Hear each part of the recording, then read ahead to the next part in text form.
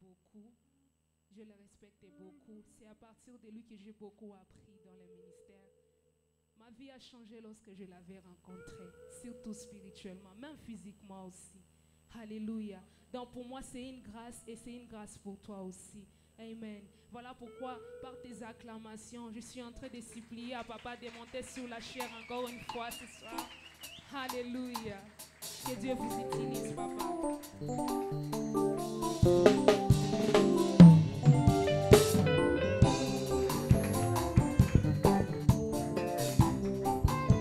Est-ce que tu peux fortement élever les acclamations à l'honneur de notre Dieu? Je demandais des cris de joie à l'honneur de notre Dieu. Est-ce que tu peux les célébrer avec toute force? Est-ce que tu peux t'élever et lever tes mains en honneur de notre Dieu? Il est merveilleux notre Dieu. Dans cette atmosphère, je vais te demander de saluer cette personne. Tu veux leur dire ceci: que le sceau de Dieu ne rate pas ta vie ce soir. Tu lui salues et tu lui dis: le sceau de Dieu ne ratera pas ta vie ce soir.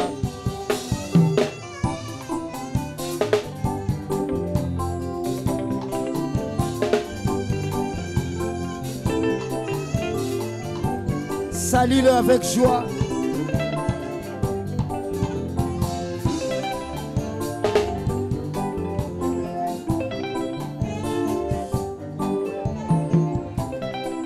Est-ce que tu peux encore acclamer le Seigneur?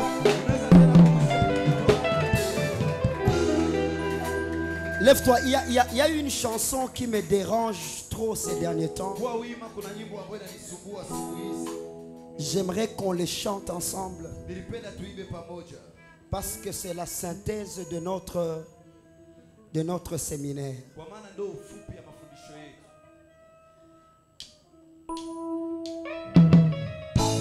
Est-ce que tu peux pousser des cris de joie si tu connais cette chanson? J'aimerais qu'on chante ensemble. Chante. On me dit souvent,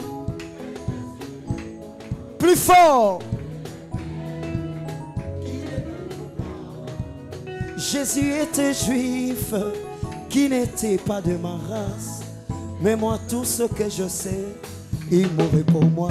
Je ne l'ai point vu. Il vécut il y a 2000 ans. Je voulais écouter l'église. Plus fort.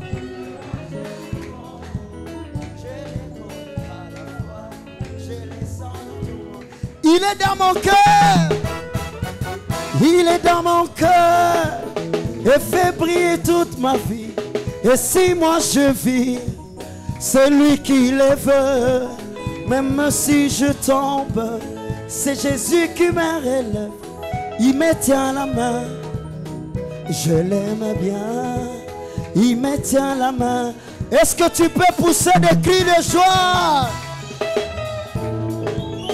Il est merveilleux notre Dieu. Lorsqu'il est mort à la croix, il était seul et donc il mérite lui seul les cris de joie. Personne n'a partagé sa douleur. Alléluia. Beaucoup me disent que cet homme de la 33 chante avait bien promis qu'il devait revenir bientôt 2023. Quand est-ce qu'il reviendra? Mon âme le témoigne, ça s'accomplirait. Et même mon âme témoigne qu'il vient bientôt. Cet homme de Jésus, Jésus de la croix, il est au-dessus, nul ne peut le dépasser. Il me tient la main, je l'aime bien. Il me tient la main. Est-ce que tu peux pousser des cris de joie? Solo. Il est notre Dieu. Nous avons besoin de toi ce soir. Il n'y a point d'autre Dieu à part Jésus. Est-ce que tu peux bouger pour sa gloire? Il est le seul qui t'a sauvé. Il nous a tirés de mal.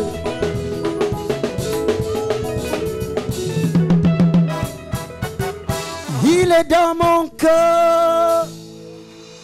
et fait briller toute ma vie. Et si moi je prêche celui qui lève, même quand tu tombes, c'est Jésus qui te relève. Il te tient la main. Je l'aime bien. Aïe aïe aïe.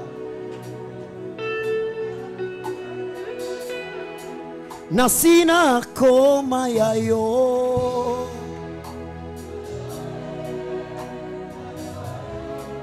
Nasina koma yayo. Plus fort que ton voisin. Yayo. Ça c'est une chanson de sauver. Nasina koma yayo. Yesue. Donne toute ta voix s'il te plaît. Sina koma yayo.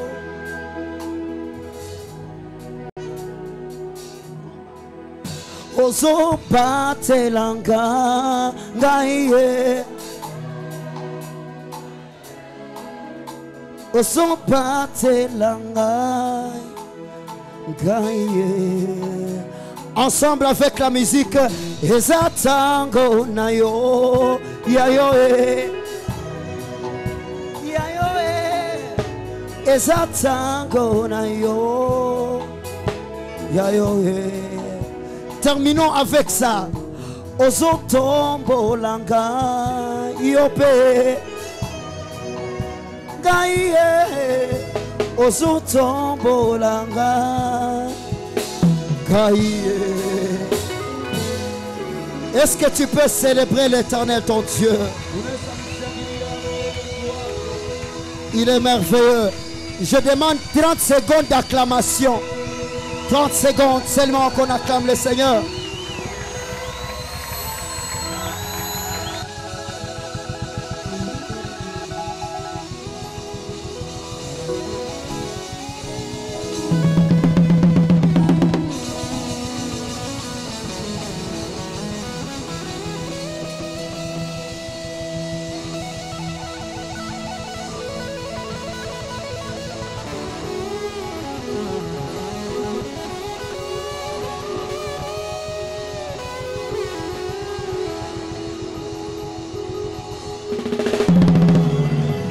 Alléluia. Tu peux répondre à ta place rapidement, s'il vous plaît. Je vous avais dit, chaque jour à 16h30, je commence la prédication. Encore 45 minutes, ceux qui seront en retard, ils n'auront pas de place. C'est comme ça, il faut être dynamique dans l'œuvre de Dieu. Aide-moi à saluer ton voisin, dis-lui encore marqué du sceau divin, marqué du sceau divin. Et puis aide-moi à lui poser la question, est-ce que le sceau commence à venir? Demande-lui si le sceau commence déjà à venir, parce que hier nous avons introduit notre enseignement. Et c'est aujourd'hui que je commence à prêcher. Il y a deux points que nous allons toucher et apparemment tu dois revoir ta foi.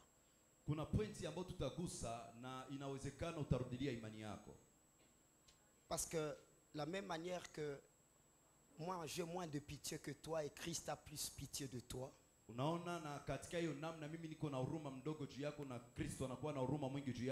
C'est pourquoi il nous a demandé d'apporter cet enseignement.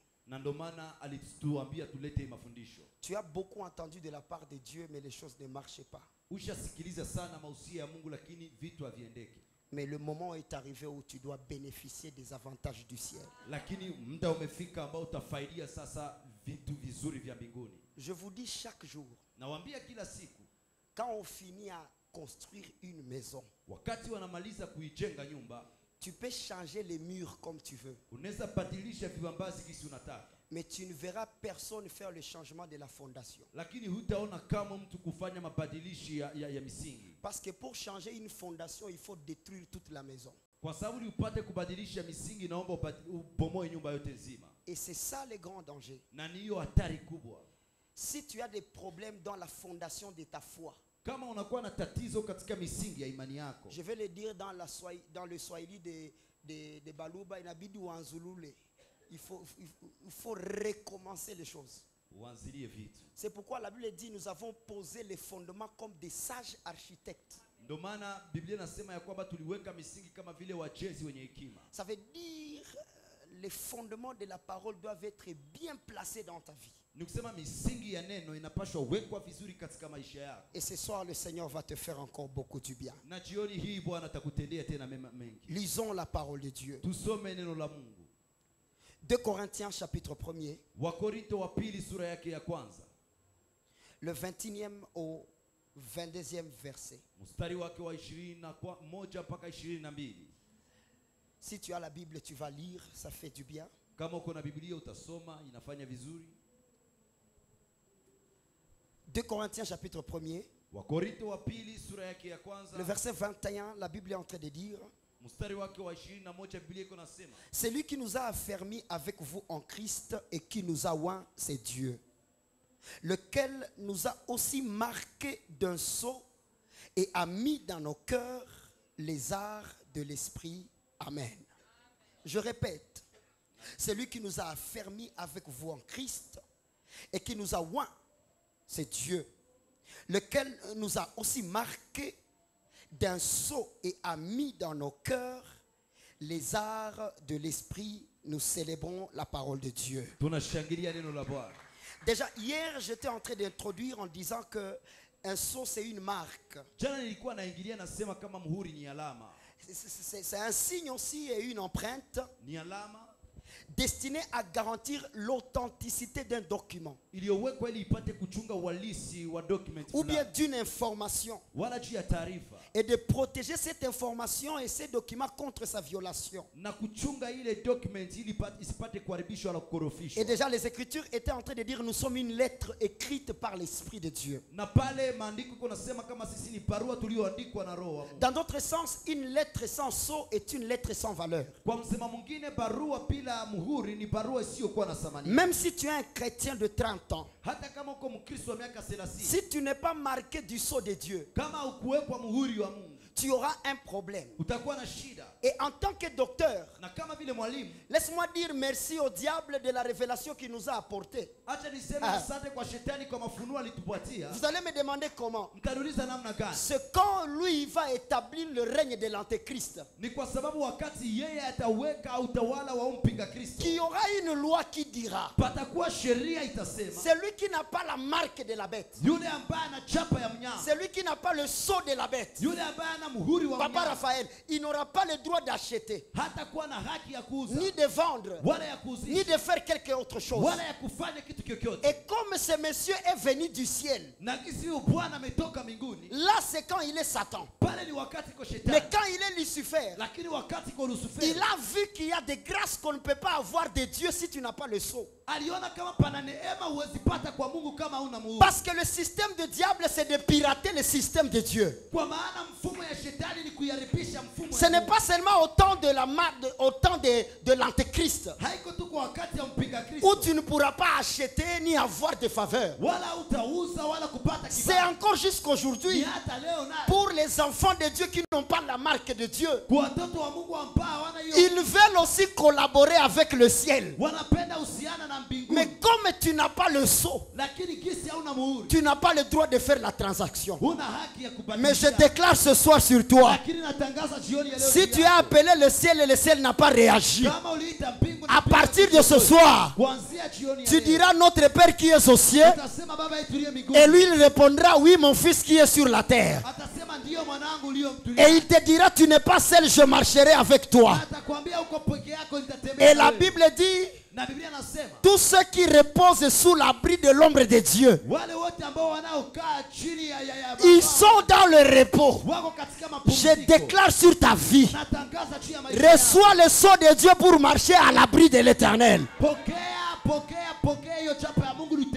katika Et je vous ai dit qu'un sceau a cet objectif. na niliwaambia kama muhuri inakuwa na malengo Le sana. premier objectif, c'est l'authenticité du document. Lengo ya kwanza ni uhalisi wa hiyo document. Deuxièmement, c'est la crédibilité et la vérité du document. Ya pili ni kweli na uhakika wa hiyo document. Tu ne dois plus écrire ça, tu as ça dans ton agenda, je fais le rappel. Troisièmement, c'est l'identification. Ya tatu ni kuipatia jina, kuimaanisha. Job chapitre 37, verset 7.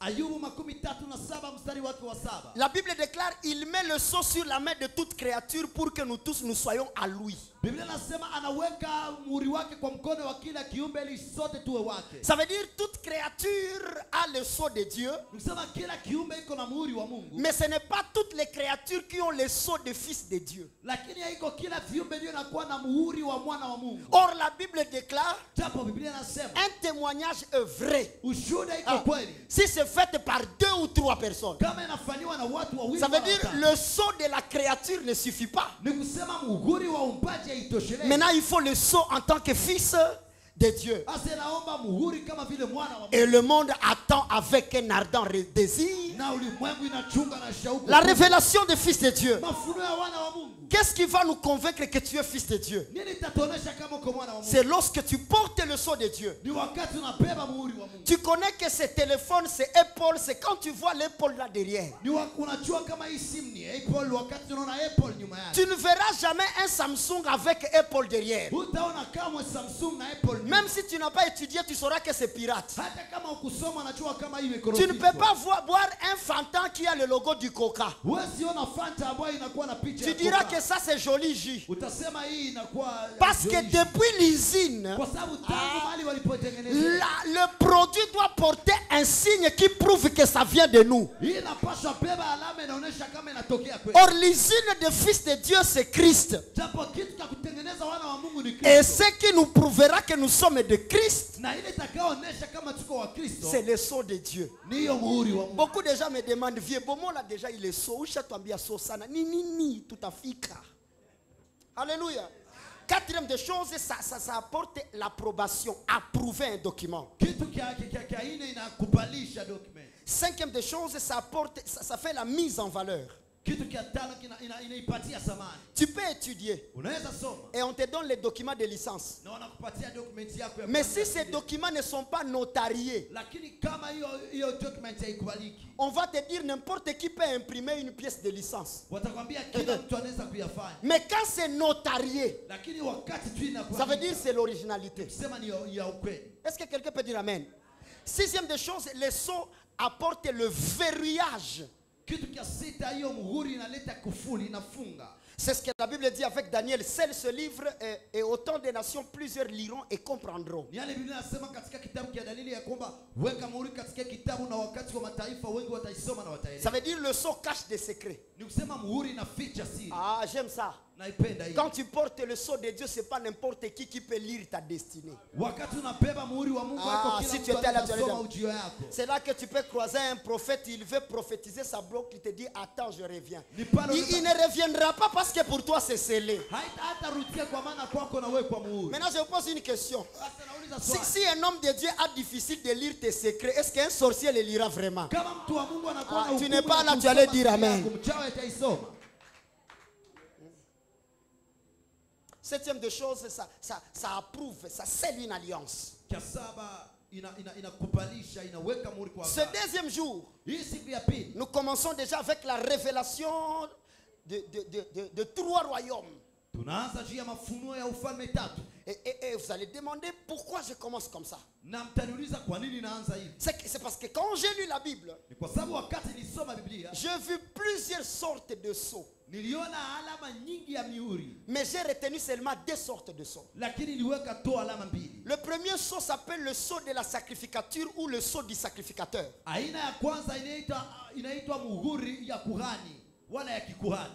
C'est dans Néhémie chapitre 9 verset 38. Ni katika Nehemia sura yake ya 9 mstari wake wa 13. Tu vas lire qu'à un certain temps, Utasoma kama wakati fulani il y a des lois qui étaient approuvées par la main du sacrificateur. pana sheria ambazo zilikubalika kupitia mkono wa kuhani. C'est comme quand quelqu'un était lépreux. Ni kama vile wakati mtu alikuwa mkoma On devrait l'écarter. wangelipashwa mtenga, Mais quand il est purifié, lakini wakati ametakaswa ne pensez pas c'est seulement par l'huile Usizanie tu kama kupitia mafuta que le sacrificateur pouvait le purifier. ndio kuhani ingilipashwa kumtakasa. La Bible dit le sacrificateur devrait aussi écrire une lettre. Biblia inasema kuhani naye angiliandika barua Là où il devrait poser son sceau. mahali ambako angiliweka muhuri wake, Et quand le lépreux rentre na wakati mkoma anarudi et que les gens le disent, tu n'entreras pas ici. na watu wanamwambia hutaingia hapa, Il présentera les documents ataonesha hiyo document avec le sceau du sacrificateur pamoja na hiyo muhuri ya kuhani, pour lui dire, ili kusema vous tous vous savez que j'étais lépreux. nyote mnajua kama nilikuwa mkoma, Mais seul le sacrificateur a approuvé que je ne suis plus lépreux. lakini kuhani amekubalisha kama siko mkoma. Je vais interpréter ces choses. Nitatafsiri hivi vitu. Lorsqu'on utilise le sceau sacerdotal, Wakati wanatumia hiyo muhuri ya kikuhani, on met en action le pouvoir du sacrificateur. wanaweka kazini nguvu ya kuhani. Je suis en train de vous dire, Niko nawaambia chaque sceau met en action un pouvoir.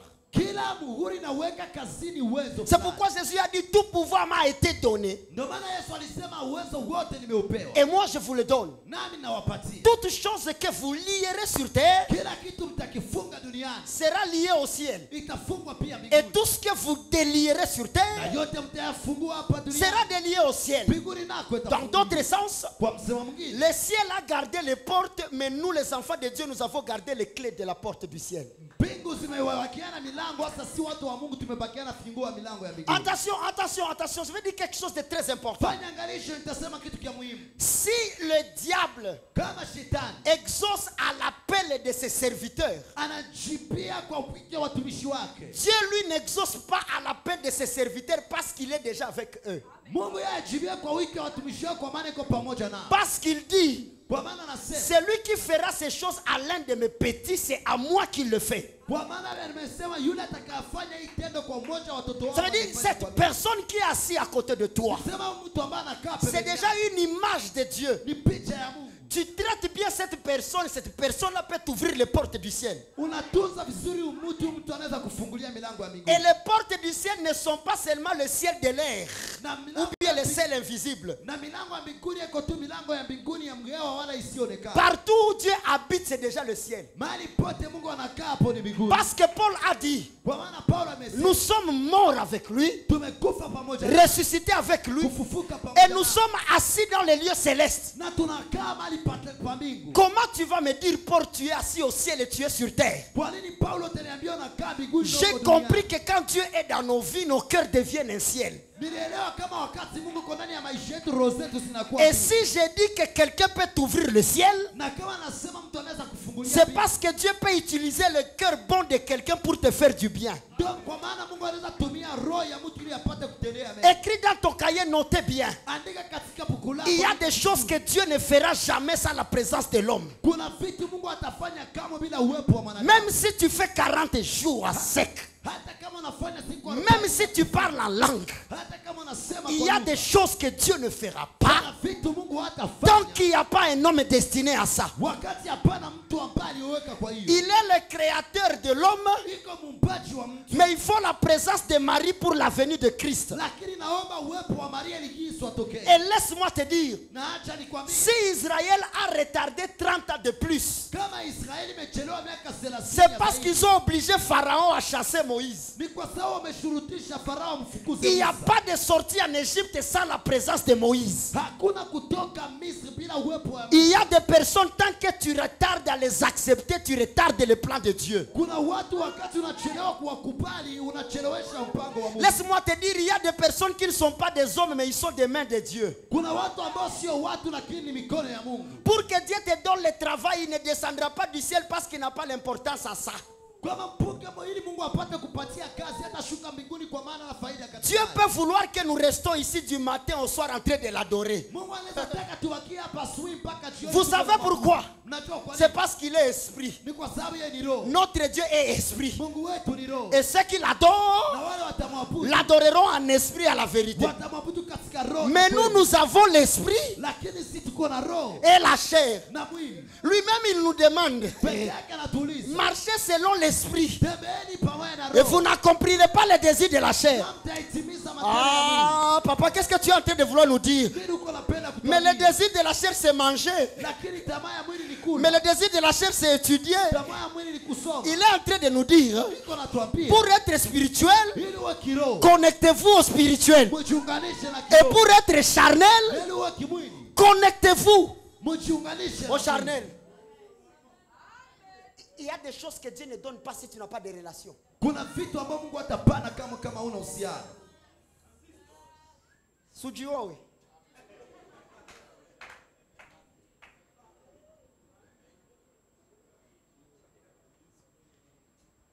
Le deuxième pouvoir, Uwezo ya pili, le deuxième sceau, muhuri wa pili c'est le sceau de la royauté ou le sceau du roi. ni muhuri wa kifalme ama wa mfalme. Nous le voyons dans 1 Roi chapitre 21 verset 8. Tunaiona katika Wafalme wa kwanza sura yake ya 21 mstari wa 18. Ce verset nous parle de Naboth et de Akab. Hii andiko latuambia juu ya Akabu na Naboti. Là où la Bible dit Jézabel a pris une lettre. Mahali ambako binasema Yezebeli alikamata barua. Elle a monté une tentation contre Naboth. Alifanya kajaribu, alipandisha kajaribu juu ya Naboti. Et elle a pris le sceau du roi. Na alikamata muhuri wa mfalme. Elle a déposé sur la lettre. Akaiweka juu ya hiyo barua. Et à cause de ce sceau du roi, Na kwa ajili ya hiyo muhuri wa mfalme, Naboth est mort. Naboti alifariki. Écrit que le sceau du roi met en action le pouvoir royal. Andika kama hiyo muhuri wa kifalme na weka kazini uwezo wa kifalme. Mais ça ne parle que dans le langage de l'Ancien Testament. Lakini hii inasema tu kama katika msemo wa Agano la Kale. Si je ne révèle pas ces choses, Kama sifunue hivi vitu, je ne serai pas en train de t'aider. sitakuwa ni kukusaidia. Ça veut dire les deux sceaux qui ont travaillé dans l'Ancien Testament. Ni kusema mihuri mbili ambayo ilitumika katika Agano la Kale. C'est le sceau du sacrificateur et le sceau du roi. Ni muhuri wa kuhani na muhuri wa mfalme. Or, le sceau du sacrificateur Japo muhuri ya kuhani est plus important que le sceau du roi. iko ya samani kuliko muhuri ya mfalme. Vous allez me demander pourquoi. Mtaniuliza kwa nini? Nous allons lire une écriture avec vous. Tutasoma andiko pamoja naye. Ah, la parole, la parole, la parole. Merci Seigneur. Deutéronome chapitre 17. Kumbukumbu la Torati sura yake ya 17. Le verset 15. Je vais lire pour toi. Mstari wa 15 nitasoma juu yako. Aujourd'hui, on va décoller grave. Deutéronome chapitre 17, le verset 15. La Bible dit ceci. Biblia inasema hivi. Tu mettras sur toi un roi. Tu mettras sur toi un roi que choisira l'Éternel ton Dieu. Tu prendras un roi du milieu de tes frères. Tu ne pourras pas te donner un étranger qui ne soit pas ton frère, mais qu'il n'ait pas un grand nombre de chevaux. Voici le principe d'un roi. Qu'il n'ait pas un grand nombre de grands chevaux et qu'il ne ramène pas le peuple en Égypte pour avoir beaucoup de chevaux. Car l'Éternel vous a dit, vous ne retournerez plus par ce chemin-là. Qu'il n'ait pas un grand nombre de femmes. Vous comprenez? Déjà, c'est cette loi qui a jeté Salomon. Que le roi n'ait pas un grand nombre de femmes, afin que son cœur ne se détourne point. Et qu'il ne fasse pas de grands amas d'argent et d'or. Vous comprenez ce qui a rejeté Salomon? Quand il s'assiera sur le trône de son royaume, il écrira pour lui. Qui écrira? Si on lit là au-dessus, on dit que le sacrificateur écrira pour le roi. Donc, le sacrificateur écrira pour le roi un livre, une copie de cette loi qu'il prendra auprès des sacrificateurs, les Lévites. Il devra l'avoir avec lui et y lire tous les jours de sa vie, afin qu'il apprenne à craindre l'Éternel, son Dieu, et à observer et à mettre en pratique toutes les paroles de cette loi et toutes ses ordonnances. Donc vous allez comprendre, c'est le sacrificateur qui établissait le roi. Mais le roi ne peut pas établir un sacrificateur. Or, quand je parle du sacrificateur, je vois le pouvoir spirituel. Mais quand je parle du roi, je vois le pouvoir politique. Dans tout pays où le pouvoir politique est au-dessus du pouvoir spirituel, il n'y a pas de développement. C'est pourquoi vous allez voir, Israël était la royauté des hommes. Ils ont échoué. Pourquoi? Parce que la royauté était devenue au-dessus de la sacrificature. Kwa maana ufalme ilikuwa geuka juu ya kuhani. Demandez-moi comment. Niulize namna gani? Lisez Exode chapitre 19 verset 6. Tusome Kutoka 19 mstari wake wa 6. La Bible est en train de dire ceci. Biblia inasema hivi. Écoutez bien. Sikilize vizuri. Vous serez pour moi un royaume de sacrificateurs. Ça veut dire Dieu a fait mention de la royauté avant la sacrificature. Mungu alionyesha kwanza ufalme mbele ya ukuhani. C'est pourquoi Ndio maana ils n'ont pas rejeté leur roi, mais ils ont rejeté Christ. hawakutupa mfalme wao, lakini walitupa Kristo. Parce qu'ils aimaient la politique au lieu d'aimer le spirituel. Kwa maana walikuwa wanapenda siasa bali wapende kiroho. Et la Bible dit, Na Biblia inasema un enfant nous est né mtoto amezaliwa et un fils nous est donné. na mtoto ametupatiwa. Et la domination Na utawala reposera sur lui. itakuwa juu yake. C'était ça la prophétie que Israël attendait. Ilikuwa ile unabii ambao Israeli ilikuwa Qu'un roi vienne le sauver. kama mfalme akuje Alors que Dieu a révélé une chose, japo Mungu amefunua kitu. un roi ne peut pas sauver Mfalme haezi si un sacrificateur n'a pas sauvé. kama kuhani ya kukomboa. Parce que c'est lui qui amenait le pardon du péché. Kwa maana mtu ambaye alikuwa analeta msamaha wa Le dhambi. jour que le roi Osias Siku ambao mfalme Uzia a osé entrer dans le temple alisubutu kuingia katika pour hekalu chercher le salut du peuple, ili atafute wokovu wa taifa. la Bible dit Dieu l'a frappé de lèpre. Biblia inasema Mungu alimpika wokovu. Parce que le roi voulait prendre la place du sacrificateur. Kwa maana mfalme alipenda kamata nafasi. Mais quand un sacrificateur entrait, Lakini wakati kuhani aliingia, il entrait avec des problèmes, aliingia na shida. il sortait avec les solutions. Alikuwa anatoka na suluhu. Or, le souverain sacrificateur, Japo kuhani mkuu c'est Jésus-Christ lui-même. ni Yesu Kristo pekee yake. Avant d'amener la royauté, hein, il a d'abord amené la sacrificature. Alileta kwanza ukuhani. On a dit, Walisema voici l'agneau. angalia kondoo. Or, l'image du lion est sur le trône, Japo picha ya simba iko mais kwenye l'image de l'agneau est sur l'autel. lakini picha ya kondoo iko kwenye Or, madhabahu. sur l'autel, il y a le sacrificateur, Japo kwenye madhabahu pako kuhani. mais sur le trône, il y a le roi. Lakini kwa enzi pako Mais kuhani. ce que je vais te dire, Lakini yale nitakwambia. quand tu acceptes l'agneau, Wakati unakubali kondoo, tu finis par devenir un lion. unamalizia kukua. C'est pourquoi dans Apocalypse, Ndio maana katika Ufunuo, lorsque Jean pleurait, wakati Yohana alilia, on lui a dit ne pleure pas. walimwambia usilie. Voici le lion. Tazama mwana Mais simba. en se retournant, Lakini kwa kugeuka il n'a pas vu le lion, kuona simba, quand même il a vu l'agneau. lakini aliona kondoo. Ça veut dire, Ni kusema dans la pensée de Dieu, katika mawazo ya Mungu, le lion est plus faible que l'agneau. simba inakuwa dhaifu kuliko kondoo. Parce que le diable rôde comme un lion, Kwa sababu shetani anazurura kama c'est pourquoi il a échoué. ndio maana ameshindwa. Mais Christ qui est venu comme un agneau,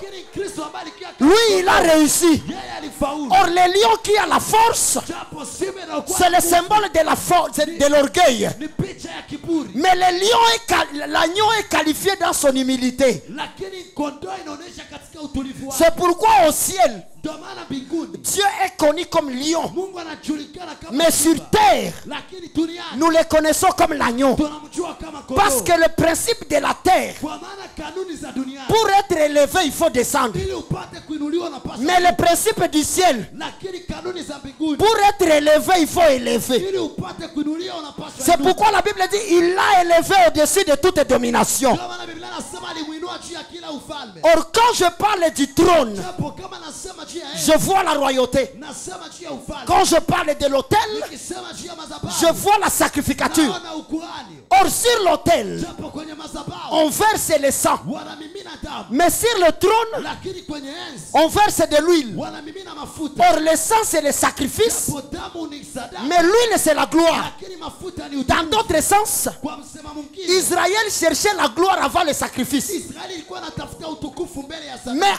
en lisant 1 Pierre 2:9, Lakini kwa kusoma Petro wa kwanza la Bible dit, Biblia inasema vous au contraire, nini kwa utofauti? vous n'êtes pas comme Israël. Hamko kama Israeli. Vous êtes un sacerdoce. Mko ukuhani. Ah, tu ne comprends pas ces choses. Israël était un royaume Israeli ilikuwa de sacrificateurs. ya kuhani. Mais nous sommes un sacerdoce roi. Ah, j'étais en train de dire à quelqu'un, Nilikuwa naambia mtu accepte de saigner afin que tu portes la couronne d'épines. kubali kumwaga damu ili upate kupewa. Parce que là où on a posé la couronne d'épines, c'est la même taille qu'on donnera la couronne de gloire. Kwa maana pale walipoweka taji ya miba pale watapatia taji ya Une utukufu. chose que vous ne savez pas, Kitu msichokijua, quand Christ était né sur terre, wakati Kristo alizaliwa hapa duniani, on ne savait pas sa taille au ciel. hawakuwa najua umbo yake mbinguni, Et donc on ne savait pas comment faire sa couronne de gloire. na hawakujua namna gani ya kufanya taji yake ya utukufu. Le seul qui a aidé le ciel à savoir la taille de la tête de Christ, Umoja ambaye alisaidia mbingu kuijua umbo ya hiyo taji ya kichwa ya Yesu, c'est le soldat qui allait partir forger la couronne d'épines. ni majeshi ambao walienda kuitengeneza hii taji ya miba. Quand il a forgé la couronne d'épines, Wakati walitengeneza taji ya miba, le ciel a compris. Ah, mbingu zilikubali. donc zikasema, c'est cette taille qu'aura sa couronne de gloire. ni kwa ni hivi ndio atapata La taji ya dimension de utukufu. ton humiliation sur terre, Kiwango ya madharau yako duniani, c'est la dimension de ta gloire qui viendra au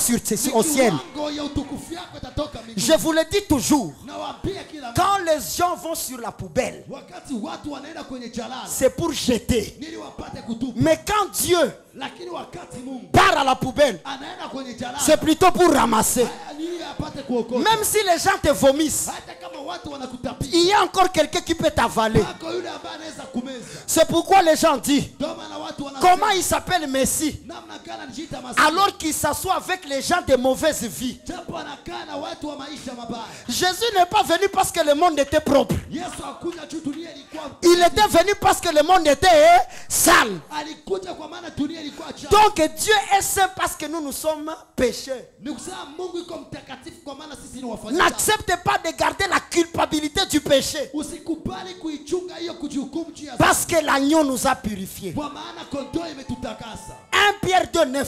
Petro wa kwanza 2:9. Papa Alain, vous au contraire, Nini kwa tofauti? vous êtes un sacerdoce Mke ukuhani royal. wa kifalme. Ça veut dire notre royauté à nous Ni kusema ufalme wetu sisi commence par le mystère du sang, unaanza kwanza na siri za damu. le mystère des sacrifices. Siri za damu. Or, si nous sommes dans un royaume, Kama tuko katika ufalme, il y a d'autres royaumes qui sont passés avant. pako zingine ufalme ambazo zilipita mbele. Je vais vous dire une vérité. Nitawaambia ukweli, Chaque royaume kila ufalme impose ses lois. inashurutisha wafalme wake. Quand il y a un nouveau président, Wakati panakuwa president wa il Mungu, a même le droit de changer le drapeau. anakuwa tena haki ya kubadilisha bendera. Ce qui est bizarre, il peut même changer le nom du pays. Cha kushangaza na abadilisha hata jina ya nchi. Mobutu nous a appelés Zaïre, Mobutu alituita Zaire, mais les autres nous ont appelés Congo. wengine walituita Congo. Ça veut dire si je deviens président, je peux appeler la RDC François. Nikisema kama nakuwa kiongozi naenda zaita TRC. Et on va appeler la République démocratique de François. na wanaweza ita kwa nchi ya François. Si un royaume ne change pas de nom, ça veut dire le roi n'a pas de pouvoir. Kama taifa kama ufalme ibadilishe jina ni kusema mfalme hana nguvu. Maintenant, je vous pose la question. Sasa nawauliza swali. Est-ce que tu peux utiliser les sceaux du Zaïre quand tu es au Congo? Unaweza kuitumia kweli muhuri wa Zaire wakati uko Mkongo? Les choses sérieuses commencent. Vitu vya vizuri vinaanza. Imaginez tu as 50 000 Zaïre Waza unakuwa na dola za Zaire 50,000. au même endroit appelé Bukavu. Pale wanaita Bukavu. Quand seulement le nom a changé, l'argent a dévalorisé. Kisi tu jina imebadilika na pesa inashuka thamani. C'est pourquoi la Bible dit, Ndio maana Biblia inasema quand un sacerdoce change, wakati ukuhani unabadilishwa, les lois aussi doivent faire quoi? sheria nazo zinapaswa. On vous a prêché ces choses, je vais le dire.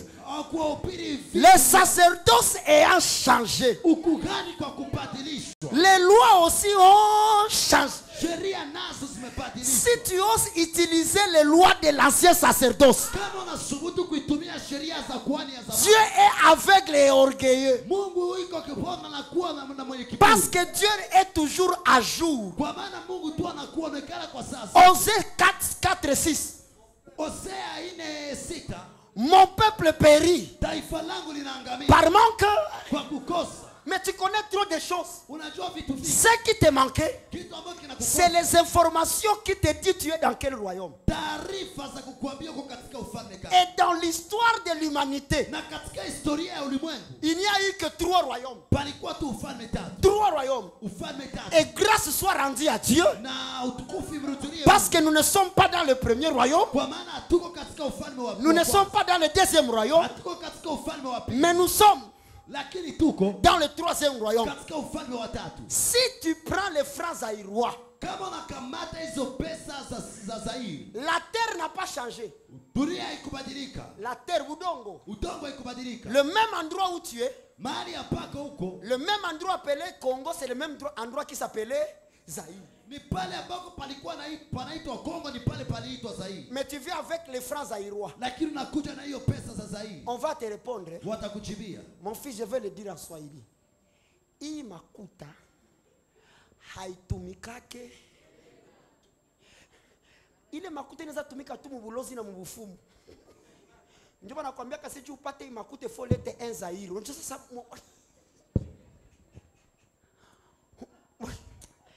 lakini bafumu banakuwa bafu. Soko na mimi nilete Zairwa. Juu itumike wapi? Aoneka tu kwa kudanganya. Oh, lete les billets banatia ko retrousser les manches.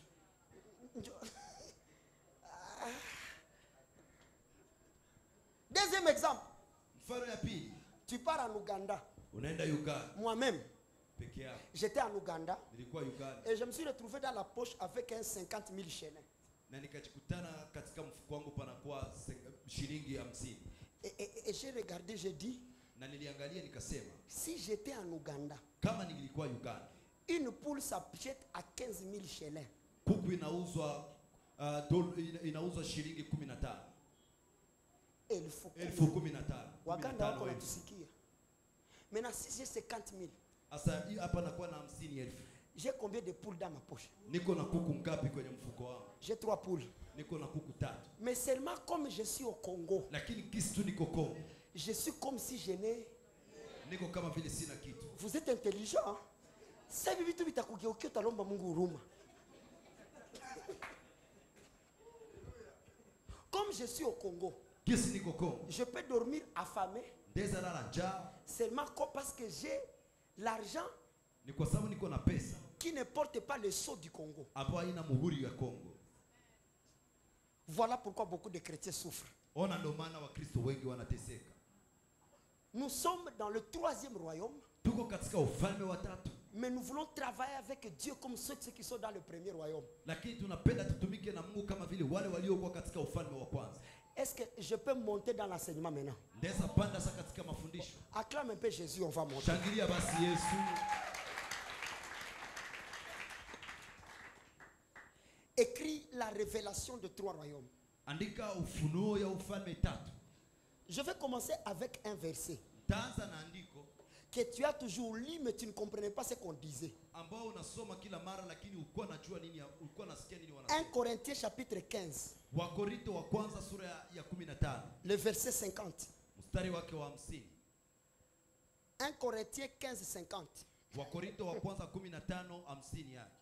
Ce que je dis frère, c'est que la chair et le sang ne peuvent pas hériter le royaume de Dieu. Et que la corruption n'héritera pas l'incorruptible. Est-ce que vous écoutez les choses qu'on cite là-bas? Ce que je vous dis mes frères, est que la chair, répète la chair, et le sang n'héritera pas le royaume de Dieu. Donc le premier royaume c'est le royaume de la chair. Le deuxième royaume c'est le royaume du sang. Et le troisième royaume c'est le royaume de Dieu. Or quand je vois le royaume de la chair, la première chair qui a été créée c'est Adam. Donc le premier royaume c'est le royaume adamique.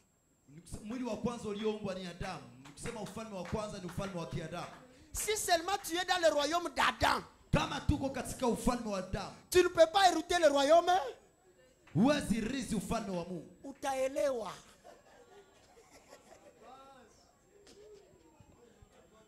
Vous comprenez maintenant pourquoi déjà une écriture qui dit marcher selon l'esprit pour ne pas accomplir les désirs. Donc la Bible est en train de dire marchez selon Jésus et vous ne serez pas comme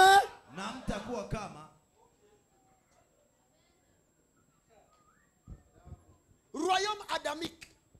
ufalme wa kiadamu. C'est le royaume de la chair. Ni ufalme wa kimwili. Ce royaume commence depuis Genèse chapitre 1er jusqu'à Genèse chapitre 8. Huu ufalme unaanza kuanzia mwanzo sura yake ya kwanza mpaka sura yake ya 8. Ça c'est le royaume d'Adam. Hiyo ni ufalme wa Adamu. Le royaume de la chair. Ufalme wa kimwili. Ce royaume est qualifié par quoi? Hii ufalme inaonyesha inatambulikana na nini? Genèse chapitre 6. Mwanzo sura 6. Genèse chapitre 6 verset 3. Mwanzo sura 6 mstari wake wa 3. Alors l'Éternel Dieu dit, mon esprit ne restera pas toujours dans l'homme, car l'homme n'est que chair. Et ses jours seront de 120 ans. Verset 12. La Bible dit, Dieu regarda la terre, et voici, elle était corrompue, car toute chair avait corrompu sa voix sur la terre. Ça veut dire quand Dieu parle de la chair, il voit qui? Il voit Adam. Et le tombe de Adam, la tombe du royaume d'Adam, c'est le déluge de Noé. Parce que quand la terre est malade, elle est soignée par l'eau. Et lorsque la terre se rebelle, elle sera frappée par quoi?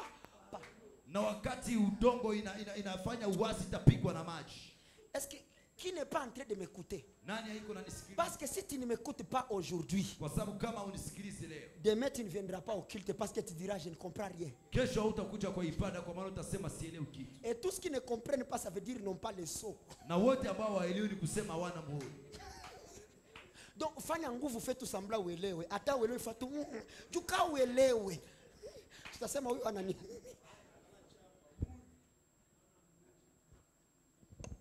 Je continue le verset 13. La Bible dit ceci. Alors Dieu dit à Noé, la fin de toute chair est arrivée. Mais nous portons la chair. Mais Dieu dit la fin de toute chair est arrivée. C'était la fin du royaume de la... Répondez-moi. Parce que si la chair était finie, ça veut dire nous devions porter le fer. Mais c'était la fin du royaume adamique. On retenait ceci. Le royaume d'Adam. Le royaume d'Adam est qualifié par trois choses. Première des choses, un Dieu qui te donne la gloire, ça t'apprendre à conserver cette gloire. C'est pourquoi Adam est né grand. Un bébé avec barbe. Un irresponsable total. Il est même incapable de draguer. Il faut que ce soit Dieu qui lui dit repose-toi, je pars chercher une femme pour toi. Un homme irresponsable qui accepte de perdre un jardin à cause d'un fruit d'un arbre. Il accepte de perdre la multitude des arbres à cause du fruit d'un seul arbre. Parce que le royaume d'Adam est qualifié par l'immaturité. Et Paul est en train de dire, aussi longtemps que tu es enfant, tu ne diffères pas d'un esclave. Ça veut dire tous les bébés spirituels, ils sont les fils de qui? Vous allez perdre les jardins comme votre père. C'est pourquoi on vous chasse au travail. C'est pourquoi on vous chasse dans vos mariages. C'est pourquoi vos activités n'avancent pas. Parce que vous êtes dans le royaume de la chair.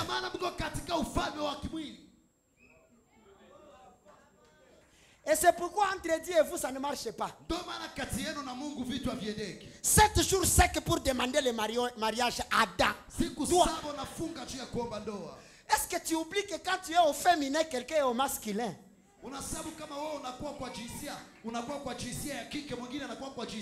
Seulement comme tu es créé femme, il y a un homme qui te verra et qui dira, voici cette fois celle qui est os de mes os et chair. Pourquoi Jackson kukatana? Kama Jackson alikukatala ni juu janvier ndo atakuitika.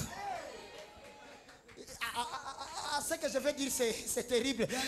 Il y a Cantique 8:8 qui est en train de dire. Ça dit quoi? Hein? Que ferons-nous lorsque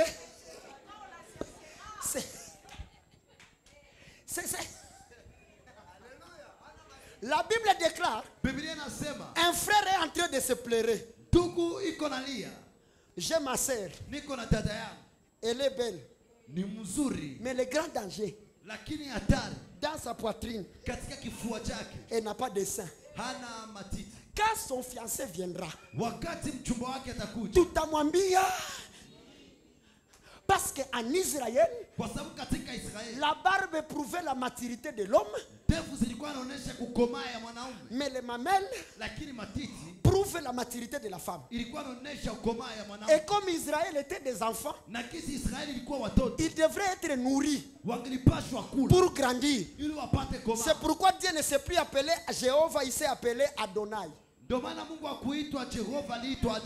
la signification de Adonai, c'est le Dieu des mamelles.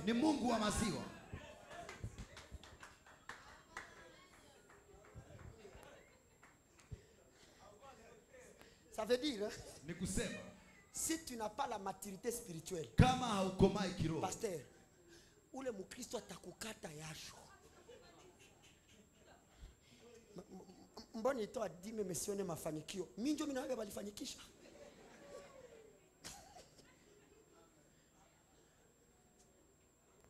Et puis le royaume d'Adam ose avoir une église adamique. La solution c'est fermer cette église. Regardons. Le représentant légal de la communauté s'appelait Dieu. L'église s'appelait Eden. Mais il y avait des croyants. Adam et Ève. Une église de 2 membres. Il faut mchungaji hivi. Mpaka Mungu akasema solution hii kanisa. Toka!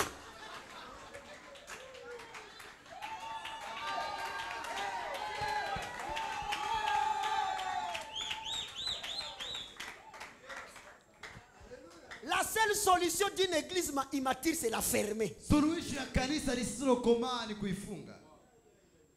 Najua hauna maturité na wenjo kanisa. Ndio na Mungu anakuachia anguke juu tu upotee umpunguzie charge. Mungu iko na vilonda ndani.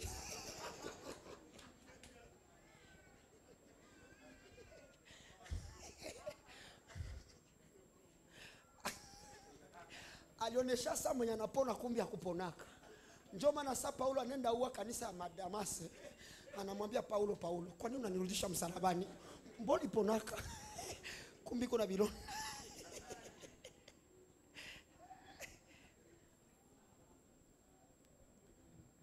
Tous ceux qui sont charnels sont immatures. C'est le royaume de qui? Vous comprenez maintenant pourquoi la Bible dit la chair n'héritera pas le royaume? La chair kumbi c'est un royaume qu'on parle. Deuxième caractère de ce royaume de la chair. Nous rentrons toujours chez Adam.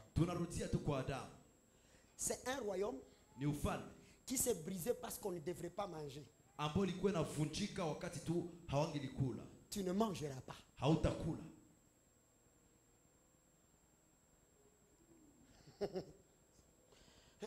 Un royaume avec des lois qui ne sont pas solides. Oh, ce royaume, c'est l'image de tout chrétien qui marche avec Dieu dans des lois faciles. Ça c'est fort.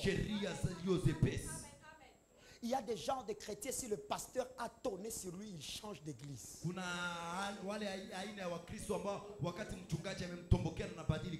C'est la race de tu ne mangeras pas. Et puis ce qui est bizarre, on te donne 1 million des arbres, on t'interdit un seul arbre. wanakupatia milioni moja ya miti, wanakukataa mti moja. Ushahubiri mara ngapi? Meju tusikia kwa kuhubiri bali kushanje na mimi nahama kanisa.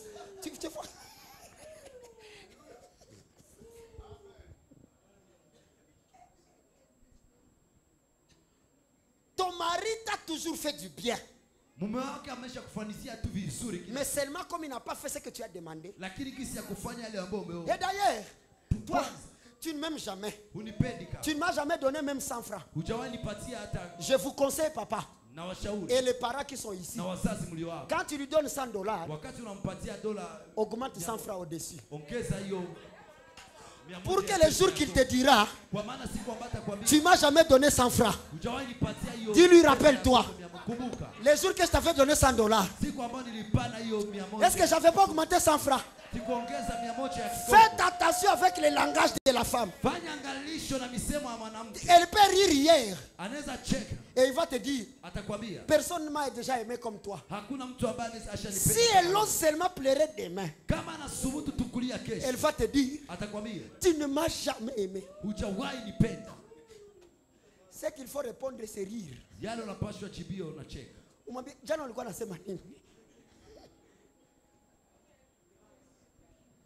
Des chrétiens immatures avec des lois qui ne sont pas solides. Je suis en train de demander à Dieu de me donner une église de la race de Meshach, Shadrach, Abednego. Ils vont dire à Dieu, même si tu ne nous sauves pas, nous savons que tu n'aimes pas l'idolâtrie. Nous, même si tu ne nous sauves pas, nous n'adhérerons pas la statue. Ils ont révélé une chose. Il y a des fois, c'est quand le match fait se terminer que le but devient délicieux.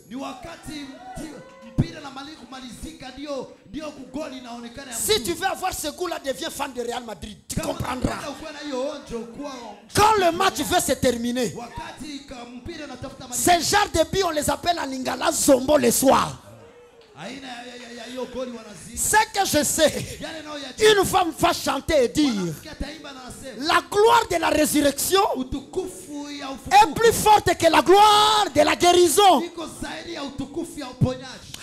Guérir un Lazare malade n'est pas plus puissant que ressusciter un Lazare mort. Dieu ne nous visite pas dans les soins intensifs, il nous visite dans la morgue. Parce que la seule condition pour marcher dans le royaume de Christ, il faut mourir. Or, une chose qui n'accepte pas la mort, c'est la chair. Quand il y a la mort, la chair commence à pourrir.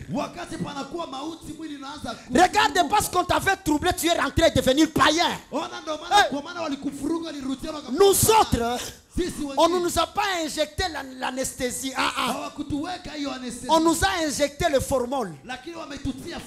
Même si nous sommes morts, même si ça ne marche pas, mais on ne va pas pourrir. Or, dans l'Ancien Testament, il n'y avait pas de formol.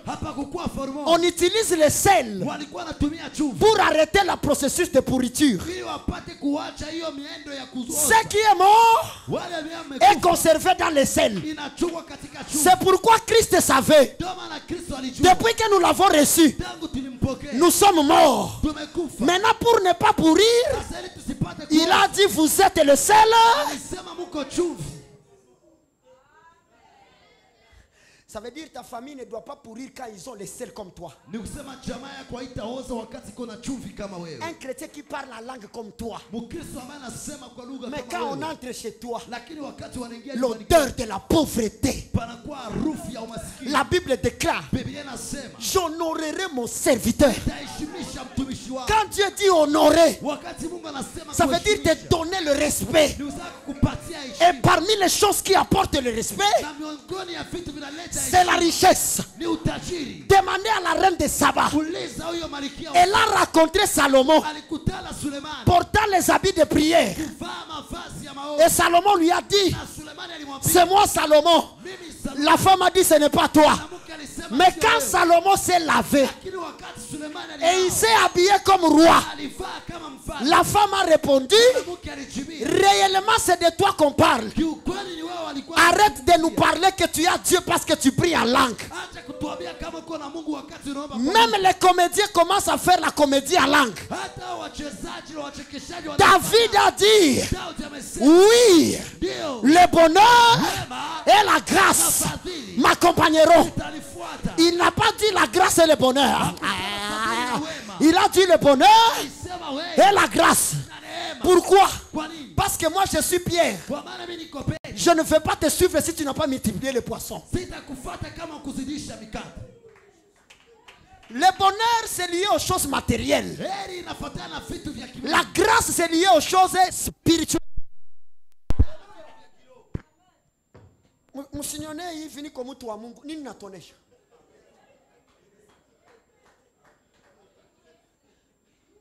Unekana mbisi kwa kwambia weka grace ongea kule. So nachomeka nishafika. Pastor mtu samehe baba. Sauti yako. Qui vous a dit que pour être un vrai chrétien il faut être pauvre? Moi je vais vous prêcher la vérité. C'est pas parce que quelqu'un vous prêche la prospérité qu'il est du diable. Faux. Ce n'est pas tous les jours que l'église a besoin. Sanctifie-toi, sanctifie-toi. Nous avons dépassé cette dimension là. La Bible dit le fils de Dieu ne pêche pas. Parle-nous des choses importantes. Des fois Dieu ne regarde pas le péché, il regarde la cause du péché.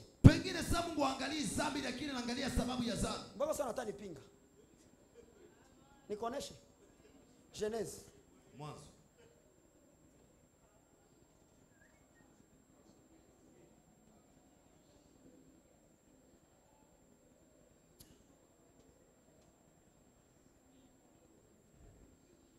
Alléluia. Genèse 18, 15. Écoute comment ce verset commence sans peur. Sarah mentit. Sarai akasema uongo. Haiko Mungu iko mbinguni, Mungu iko mwake. Mais Sarah akasema bongo. Ayanza sema Sarah essaya de mentir. Bane conjugué yote. Sarah mentit en disant, il m'a dit à Dieu, je n'ai pas ri. Dieu va maintenant nous donner la cause. Je comprends que tu n'as pas menti car tu avais peur. Donc Mungu akwesabia bongo ya Sara sabongo. Mais aliona kanjo huyu mtu iko njo na boga.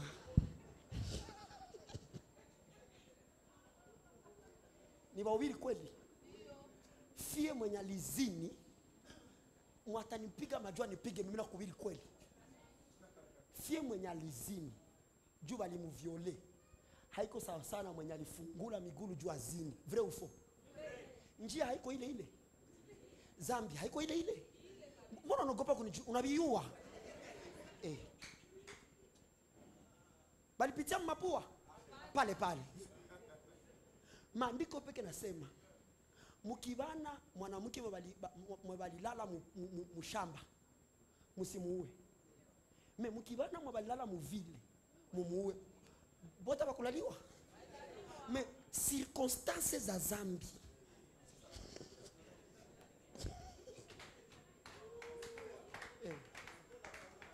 Wala la mika zambi ni Zambia, wewe magumu ya mwenzako alipitia. Munawaza mimi huyu. Ndabisema mkiswahili na wakuchukia chuki. Nianguke tu mwambiskadi. Banitie mpanga hapa. Baniambie kaa ulale na mwanamke tunakuchinja. Mimi huyu nikufe. Mimi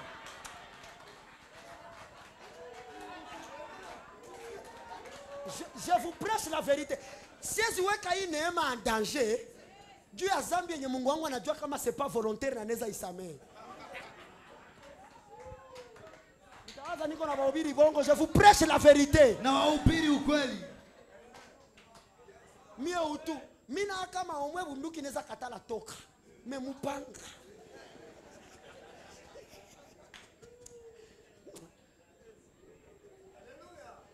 Deux fois, il faut comprendre l'impact de la grâce de Dieu. Baniwe tu usiku juu ya telefone, c'est la même chose. Nikutana na mwizi ananiambia kama unipe telefoni ndakuwa, naambia tu papa, ndeza tosha simu. Mimi natosha simu, naambia baba, hii ni Note 10 Plus. Itakukamata foto mzuri. Siamini kama ndapata tena telefoni ya hivi. Mimi beba hayo. Sasa mimi natoka. Haleluya Bwana. Wewe ni mtakatifu. Wamebeba ile lakini umeniachia. Faut pas regarder ce que tu as perdu, il faut regarder ce qui est resté. Usiangalia yale uliyopoteza lakini angalia yale uliyobaki. Pourquoi tu restes esclave de l'avortement que tu as fait? Kwa nini unabakia mtumwa ya hiyo kutoa mimba uliyoifanya? Pourquoi tu ne te pardonnes pas là où Dieu t'a pardonné? Kwa nini haujisamehe mahali ambako Mungu amekusamehe? Dieu ne nous pardonne pas par nos efforts. Mungu atusamehe kwa nguvu zetu. Il 21 jours que tu as kwenda komana. Dieu ne te pardonne pas parce que tu as pleuré. Mungu akusamehe kwa maana umelia. Hey baba, ninajuta baba. Mungu anawaka haujute. Frappe. Notez bien. Andika vizuri. Dieu n'est pas fidèle parce qu'il rencontre un fidèle. Mungu haiko mwaminifu kwa maana amekutana mwaminifu. La Bible dit même si nous changeons, maandiko nasema hata sisi tubadilike, lui il reste. Yeye anabakia. Tu n'as pas compris ce que veut dire Christ. Hukuelewa nini maana yake Kristo? Est-ce que vous savez mnajua que après que Christ est mort, kisha Kristo kufa, Pierre était parti, Petro ameenda, mais il a envoyé, lakini alimtuma, allez chercher Pierre, mwende mtafute Petro et dites-lui na mwambie que je le salue. na msalimu. Dieu n'a pas la vengeance. Mungu hana kisasi. Je vais te le prouver. Nitakuonesha. Que dit la prophétie de Ésaïe 61? Nini nasema unabii ya Isaya 61?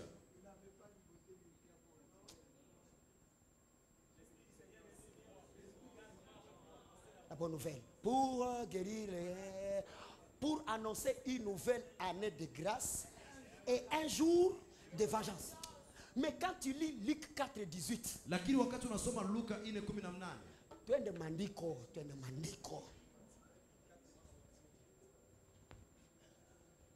We dada, ni muasi. Nani muasi? Hauko muasi, sema siko muasi. Il y a un prophète qui vit à côté de toi. Unanuka zambi. Ouais. Moi je suis fils de Dieu. Alléluia, Jésus, je t'aime. Ésaïe 61.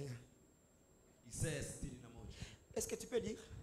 L'Esprit du Seigneur est sur moi, l'Éternel est sur moi, car l'Éternel m'a oint pour apporter de bonnes nouvelles aux malheureux. Il m'a envoyé pour guérir ceux qui ont le cœur brisé, pour proclamer aux captifs la liberté et aux prisonniers la délivrance. Verset 2. Pour publier une année de grâce de l'Éternel et un jour de vengeance. Vous comprenez? Une année de grâce et un jour de... Luc 4:18. Jésus, tu es le meilleur. Kamata bisou. Mon Jésus, moi, il n'a pas la colère. Il m'a dit là où le péché abonde. Ah, Jésus. Luc 4:18. La Bible dit ceci. L'Esprit du Seigneur est sur moi. Non, commencez par le verset 17. On lui remit le livre du prophète Ésaïe. Ça veut dire, là où je viens de lire, c'est là où on va donner à Jésus. L'ayant déroulé, il trouva l'endroit où il était écrit. Où est-ce que c'était écrit? Là où on a lu. L'Esprit du Seigneur est sur moi, parce qu'il m'a oint pour annoncer une bonne nouvelle aux pauvres. Il m'a envoyé pour guérir ceux qui ont le cœur brisé, pour proclamer aux captifs la délivrance et aux aveugles le recouvrement des vues, pour renvoyer libres les opprimés, pour publier une année de grâce du Seigneur. Ensuite, il roula les livres. La prophétie a dit une nouvelle année de grâce et un jour de vengeance. Mais Jésus, quand il a fini à lire une nouvelle année de grâce, il a fermé quoi? Il a fermé pour dire, moi je ne suis pas venu pour la vengeance, moi je suis venu pour la grâce. Et je t'annonce, à partir de ce soir, tu vas marcher sous la grâce. Tu n'es pas là. Tu vas respirer sous la grâce. Tu vas manger par grâce. Tout ce que tu feras, c'est pas grâce. Jésus n'a pas la vengeance. Mungu Yesu ana Pas la kisasi. vengeance.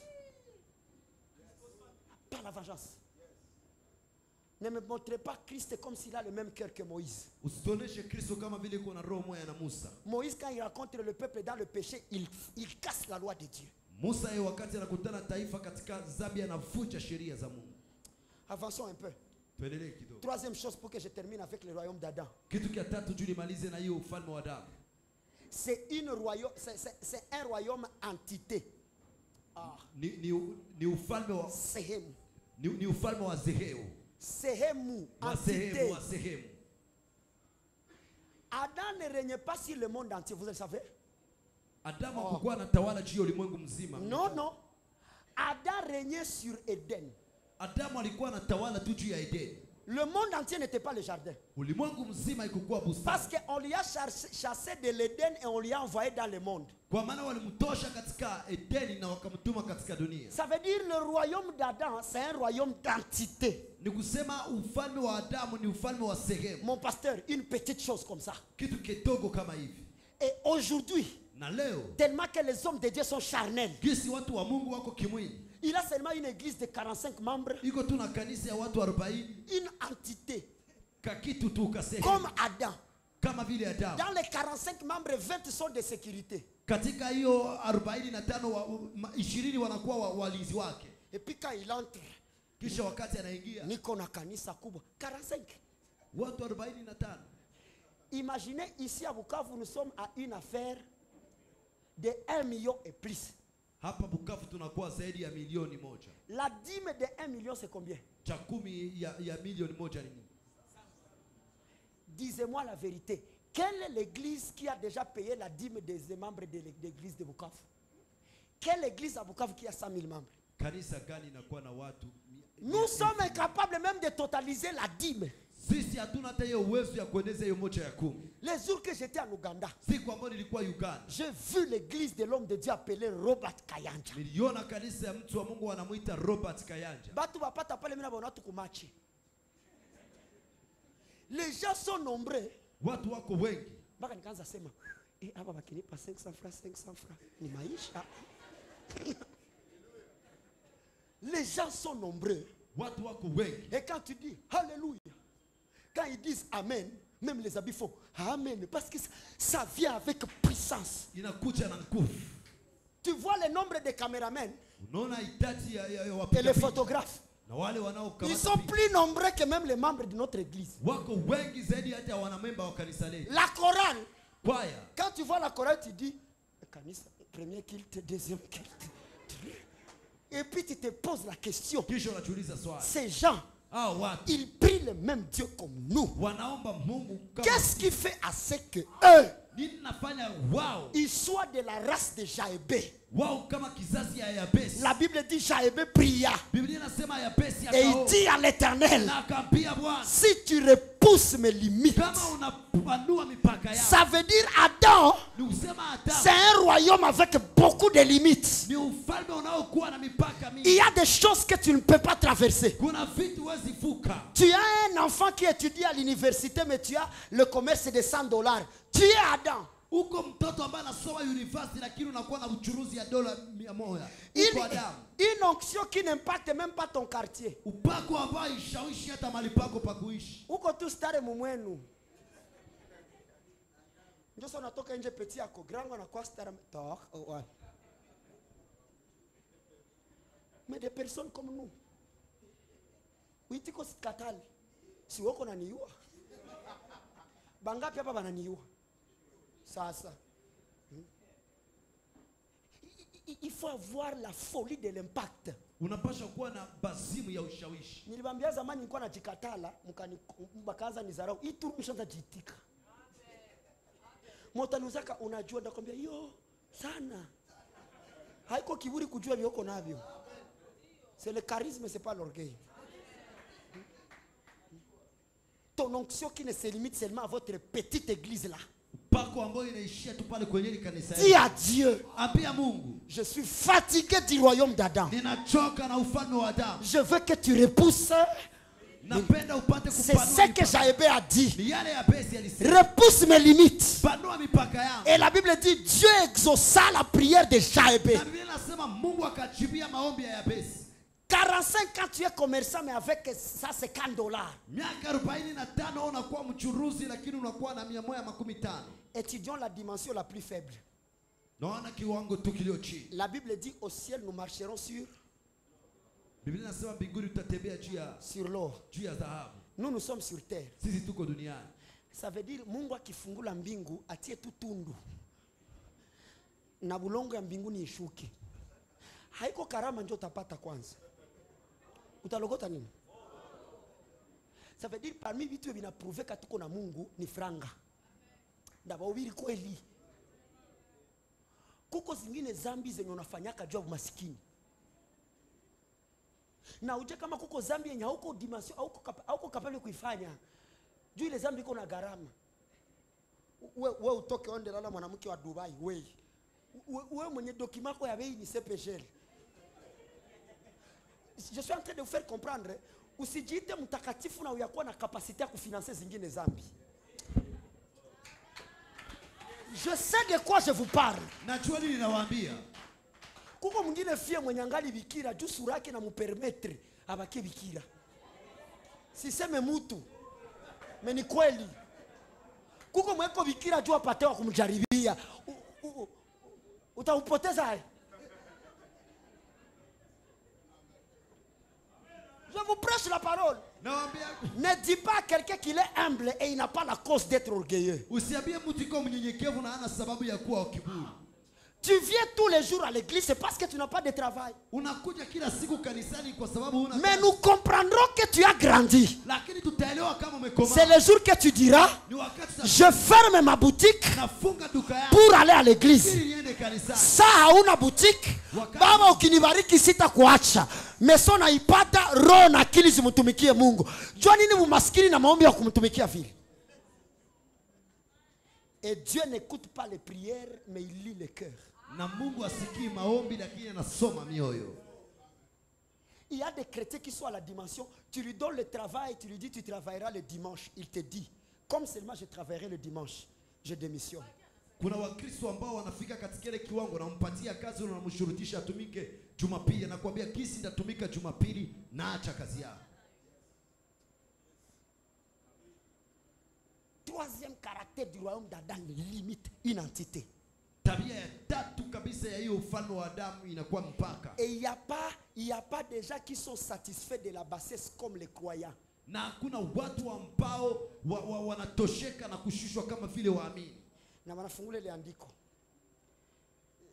Mkipata chakula na mavazi. Shukuru Bwana. Est-ce que tu sais que c'est dans la loi de Moïse? Unajua kama ni katika sheria ya Musa. Vous savez que la loi de Moïse ne s'arrête pas à Malachi. Unajua kama sheria ya Musa haishie tu pale kutembea. La loi de Moïse commence depuis le commencement. Sheria ya Musa inaanza tangu mwanzo. Jusqu'à tous les chapitres avant la croix. Mpaka kila sura mbele ya msalaba. Tout ça, hivi vyote c'est la loi. Ni sheria.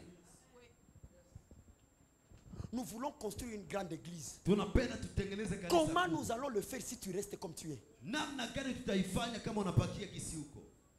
Je vous avais donné un exemple ici. Niliwapatia mfano hapa. Moïse, tu es là mon fils. Est-ce que tu peux trouver un bidon d'eau? Ifundishe tena watu. Nilete bidon ya mai mbio mbio. Na kama haiko nafa muujiza uko na so de Dieu, ulete mai mu bidon. Ka ulete mai maake fo okoki. Il est temps que le surnaturel revienne à l'église. Amen. Imaginez Paul est en train de prêcher. Paulo yuko anahubiri. Mtu tu anadunguka. Il tombe, il meurt. Batu, séminaire naribika. Paul anafufula na enseignement na fanini. Comment est-ce que l'église est devenue un centre hospitalier? Namna gani kanisa imekuwa mahali pa kituo cha afya? Dieu est comme ce bidon. Mungu yuko kama hiyo bidon. Il est comme ce bidon. Et nous venons vers lui comme de réservoirs. Na sisi tunakuja kwake kama vile vitu vya kupokelea. De réservoirs. Vitu vya kupokelea. Réservoir. Dis à ton voisin tu es un réservoir. Ambia jirani yako uko kitu cha kupokelea. Je vais vous dire pourquoi. Nitakwambia kwa nini. Parce que Dieu porte, Jésus-Christ porte l'identité de la bouteille de la veuve. Kwa sababu Yesu Kristo anabeba anwani ya hiyo chupa ya huyo mjane. Il n'a pas besoin de vase rempli, il a besoin de vase vide. Hana haja ya vyombo vilivyojaa, iko na haja ya vyombo vilivyo. Tu n'as pas besoin de venir avec quelque chose chez Dieu pour l'aider à t'élever. Hauna haja ya kuja na kitu kwa Mungu ili umsaidie kuinua. Dieu est assez mature pour lui t'élever lui-même. Mungu iko mkubwa ili apate kuinua peke yake. Il est assez mature et bien équipé. Na anajaa vyote. Pour changer ton histoire sans tes études. Ili apate kubadilisha historia yako bila masomo. Si tu comprenais ce que je dis, kama unaelewa ile nasema, ça prouverait que tu as le sceau de Dieu. Itaonyesha kama uko na muhuri wa Dieu Mungu. est assez mature Mungu iko na de te guérir du sida sans accompagner les ARV. Kukuponya na Il hiyo est capable. Kusindikiza kona dawa. Mubiote vyenye utasaidia Mungu mu miracle yenye anaweza fanya yeye peke. Ça veut dire ni effort zako haiko Mungu. Parce que la grâce de Dieu annule les efforts de l'homme. Kwa sababu neema ya Mungu inaondoa nguvu za watu. Et maintenant quand Dieu est comme ça, Na wakati kama Mungu iko hivi, le premier Adam vient à la taille d'un bouchon. Adamu wa kwanza anakuja kwa umbo ya kifuniko. Regarde. Regarde la taille de Dieu.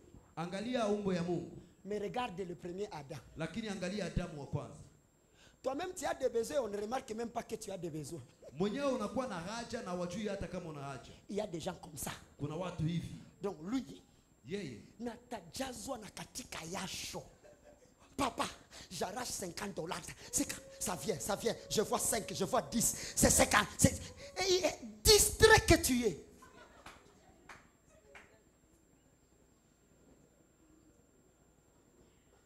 Bravo. Quand Dieu va commencer à te donner, wakati Mungu ataanza kupatia, la quantité perdue sera plus grande que la quantité gardée. Kile ulichokipoteza kitakuwa kingi kuliko kile ulichokitunza. Ndio kusikia mtu, baba niko na miaka sizali, na mie tu ni avorté baba. Ba iwe tu kana mie niko fécond. La Bible dit en Israël, il y aura ni stérile ni femme qui avorte. Biblia inasema katika Israeli hapata kuwa tasa wala mwanamke anayeharibu mimba. Nibaulize, entre mbuzi na mwanamke, nini ya valere kumacho ya Mungu?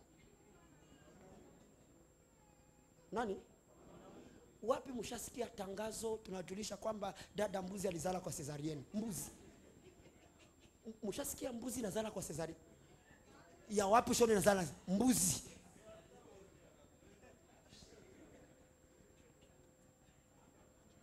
Munaona ma village hakukuwa ma cesarienne za mingi.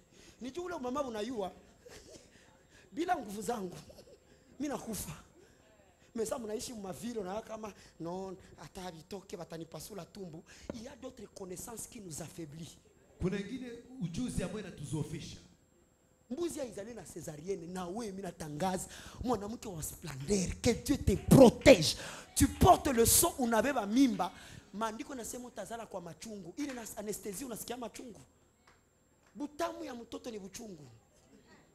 Ndio mama, ndio maana maandiko yanasema wakati walitafuta huwa mtoto ule mama mbele ya mfalme akakumbuka machungu ya kuzaa. Sasa angilimzala na césarienne, ile machungu haingi la mukaka. Il y a d'autres, il faut rappeler à Dieu ta loi. Tu m'as dit j'aurai des douleurs, j'ai pas de douleurs. Donne-moi, j'accouche bien. Kuzala mzuri ni $30, césarienne ni 120. Maana Mungu alikuwa anajua kama césarienne mko gaspillage. Kuzala mzuri ni $30. Tu crois à ces choses, ça devient ton partage. Voilà le premier chrétien. Bon, quand il parle comme ça, il va acheter une maison. Répondez. Répondez. Il est même capable de se payer le loyer. Et quand il prie, son ingia karibia que tu te demandes est-ce que celui-ci est sauvé ou pas. Papa sikulombe bya mingi, Seigneur. Mimi sina besoin kukua mhubiri wa dunia yote papa. Nipe tu upako nilete uamsho mkanisa yetu. Kanisa ndio nini? Nous ne sommes pas serviteurs de l'église locale, nous sommes serviteurs du corps du Christ. Hatuko watumishi wa kanisa la mahali, lakini tuko watumishi wa mwili wa Kristo. Huko na sauti ya kunyonga nyonga. Meko mtu mwani zambe monene. Hanyonge kitu. Mais aujourd'hui dans le monde entier, il est connu. Una kwengine ma dimension upako na beba à tel point que même buchafu yako iko capable kwa nile ile mafuta. Ndabambia vitu vitabalumisha vichwa. Si wote batumisha Mungu tunakuwa na madega zetu. Mais kuko ngine ma dimension, Dieu te oint. À tel point que c'est la manière qu'il t'a oint, il cache lui-même l'aspect de tes faiblesses. Parce qu'il sait ce qu'il gagne avec toi. Rappelez-vous quand David a couché avec la femme d'Uri. Dieu ne lui avait pas tapé parce qu'il a couché avec la femme d'Uri. La Bible dit qu'il lui a tapé parce que les ennemis de l'Éternel ont écouté que l'homme selon le cœur de Dieu a fait une erreur. Vous comprenez ce que je dis? Vous comprenez ce que je dis? Parce que si chaque fois Dieu doit nous châtier selon nos faiblesses, personne n'a droit d'entrer dans l'église. Kuko mwelji mastirwe hii ava midi, hii ava midi, wei. Mwa hii ava midi ulizini. Mungu anakusema. Kuko mwana kuangaikia. Bila ni biako, nous avons à prêcher Christ. Christ lui-même va te transformer. Retenez ceci. Le salut est direct, mais la conversion est progressive. Okovu iko ghafla lakini mabadiliko ni hatua. Okovu ni mimba ambia karibia kuvivi. Kuko 1 mois, kuko 2 mois, na kuko 9 mois unazala mtoto muzima. Le deuxième chrétien vient. Kristo wa pili anakuja. Regarde-lui.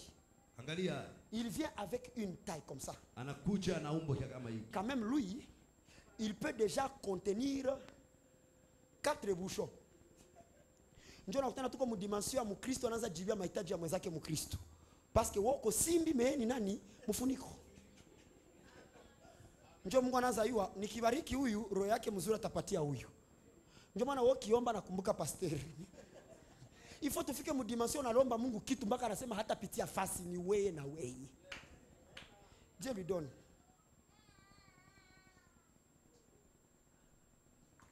Il part. Mais jusque ça, il est quand même incapable de kusukula taille ya mwenye alishota. Huyu baba anaweza koga imai. Bon, à moins qu'il apige gilet. Mais il est na ata gilet yopeki. Si ndio kujilambula hii yote hii. C'est une taille où tu demandes à Dieu des choses qui ne sont même pas capables de satisfaire tes propres besoins. Patrick, on appelle ça des bénédictions circonstancielles. Unalomba Mungu franga juba nataka kufukuza munyumba. Make akupunguzie tu ile pression, mais il est le problème irudie tena après 1 mois. Non, tasema niko na Mungu mkubwa. Papa, lomba Mungu papa. Lipa 3 za baba. 3 za huko. Dieu est capable de donner, c'est nous qui le savons. C'est nous qui avons la peur de demander. Je vous ai dit hier, Dieu nous demande de prier sachant ce que nous demandons. C'est seulement pour voir si nous avons l'assurance de nous donner ce qu'on a demandé. Seulement ça.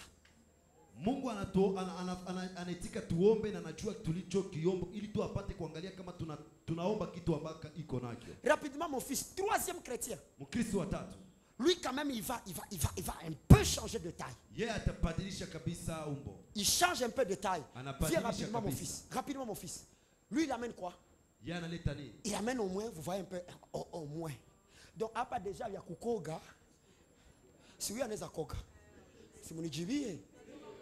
Huyu ka koge make peke tu anaogopa mai. Mais ya kukoga.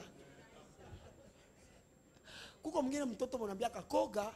Anenda on mama hakuna mai mwambie tena akoge. So na constater hakuna mai unamwambia wendo lali. Un chrétien comme ça. Premièrement, le temps de lui servir. Kia kwanza wakati ya kumtumikia. Le temps de le servir. Wakati wa kumtumikia. Kumupa. Wa kumupa. Lui donner d'abord ça demande du temps. Regardez. Kumpatia kwanza itaomba wakati. Ça veut dire des fois nous traînons dans la présence de Dieu sur base de la taille de nos besoins. Pengine sasa tunachelewa katika uwepo wa Mungu ni kufuatana na hali. Hapa deja mama hata 300 simbi zilishapita. Mais yeye iko tu. Iko tu. Iko tu. Mardi kuibada. 2e jour, 3e jour, 21 jours yote anaigonga. Mpaka saa anamaliza Mungu anarepete andiko. Nasikia nguvu zinanitoka.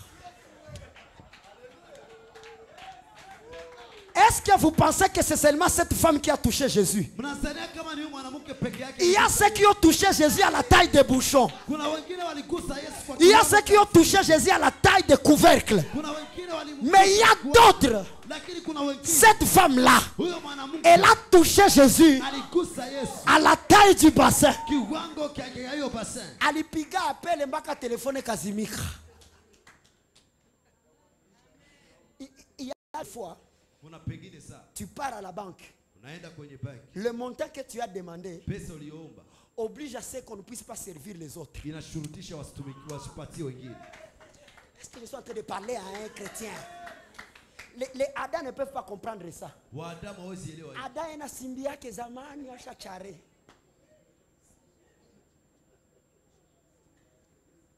On te dit, aujourd'hui il n'y a pas de liquidité parce qu'à 13h, quelqu'un passera retirer.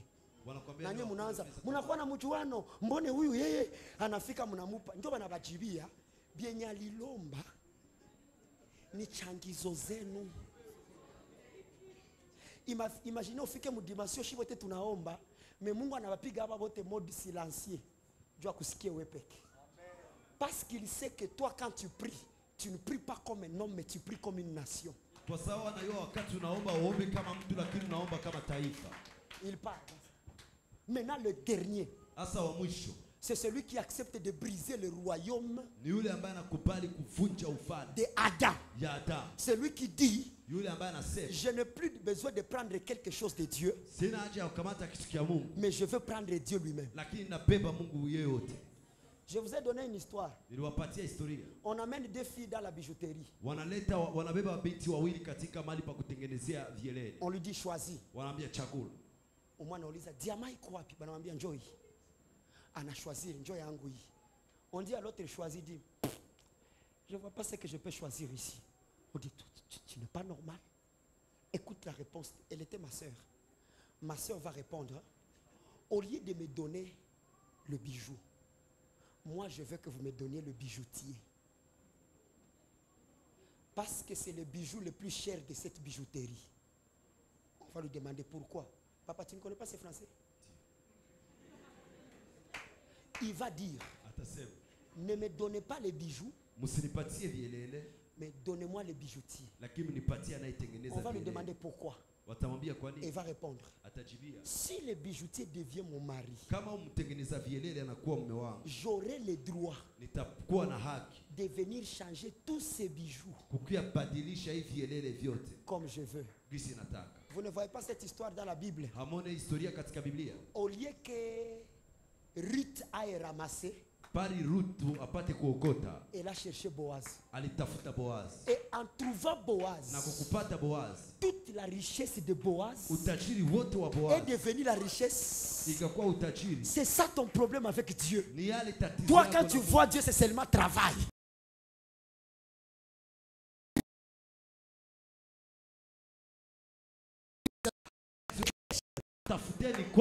Le royaume de Dieu et sa justice, et le reste vous sera donné.